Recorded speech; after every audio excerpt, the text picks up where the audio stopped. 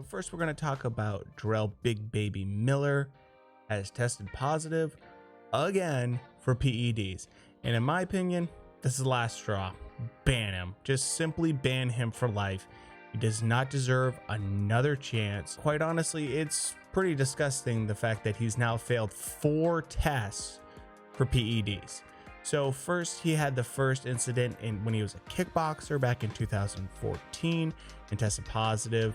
And then of course with the Anthony Joshua fight, he failed 3 tests for PEDs and tested positive. So he got bumped from that. Now, interestingly enough, he didn't actually get a suspension for that because he didn't have a boxing license in New York. I don't understand that. He's from New York, so I thought he would have a boxing license in New York. But regardless, now we have this another incident where he was supposed to fight, I believe, on July 9th, and he tested positive again. How many times does this guy need to test positive before people just say, you know what, you're not allowed to do combat sports? And you know what, I want to talk a little bit more about why this is so frustrating and why I think he needs to be banned from combat sports in general. So, you know, when other guys test positive in other sports for PEDs, it gives them an edge. It allows them to get the best of their competitors. And yeah, sure, someone might lose a game or it might really kind of alter some of the season a little bit. And I understand that. And that's not fair. And I think that, you know, the bodies that govern those sports should do what they can to weed that out. But with boxing, it's different. It's not the same thing. You're not talking about someone losing a game.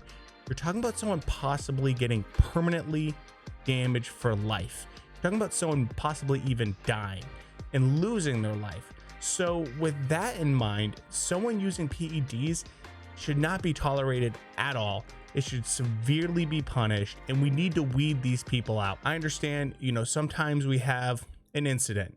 We have some bad pork or bad meat or nasal spray that's happened, you know, with some very big boxers. And I understand sometimes you can have maybe one bad test. So then we give them suspension, maybe have, you know, the actual VADA testing look into it, see how this all could happen. And if you have one bad test, get suspended for a while, pay a fine. I understand it. When you fail 4 tests now, you need to be banned for life. This is ridiculous. Clearly, he cannot perform without actually using PEDs. So I think you just gotta make an example of him and ban him for life. That's my opinion about this whole situation. And quite honestly, I won't be sad to see him go. Now,